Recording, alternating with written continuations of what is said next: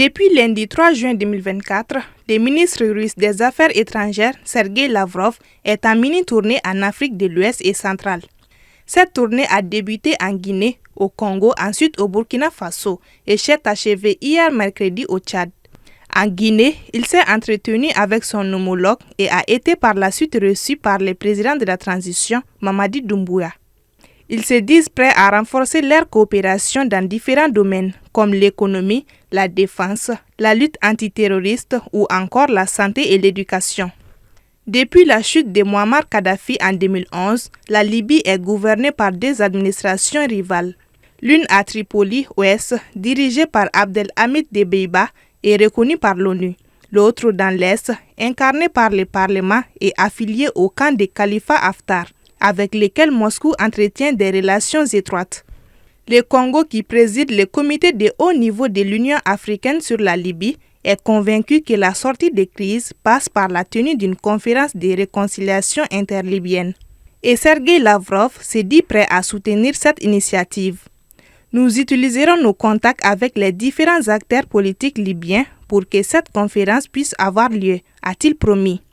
Selon Jeune Afrique, Denis Sassou Nguesso devrait se rendre à Moscou au cours de la dernière semaine de juin pour une visite officielle d'État afin d'y célébrer le 60e anniversaire de l'établissement des relations diplomatiques entre les deux pays. Arrivé mardi soir au Burkina Faso, Sergei Lavrov a rencontré mercredi le capitaine Ibrahim Traoré, président de la transition du pays. Il a réaffirmé l'engagement de la Russie à accompagner le pays dans sa lutte contre le terrorisme en renforçant sa coopération militaire avec Ouagadougou, affirmant que le nombre d'instructeurs russes au Burkina Faso va augmenter. C'est juste après qu'il a pris la direction du Tchad pour la dernière étape de sa tournée.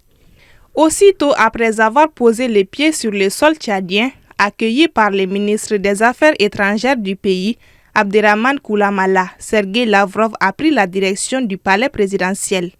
Il s'est entretenu moins d'une heure avec le chef de l'État, Mahamat Idriss Déby Itno, avant de retrouver à nouveau son homologue tchadien pour une réunion au ministère des Affaires étrangères.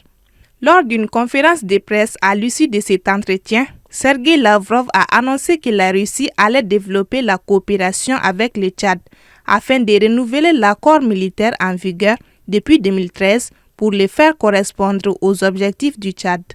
C'est ce qui a marqué la fin de la mini-tournée du ministre russe des Affaires étrangères. Une tournée vue par beaucoup d'observateurs comme un moyen de contrer l'influence occidentale sur le continent.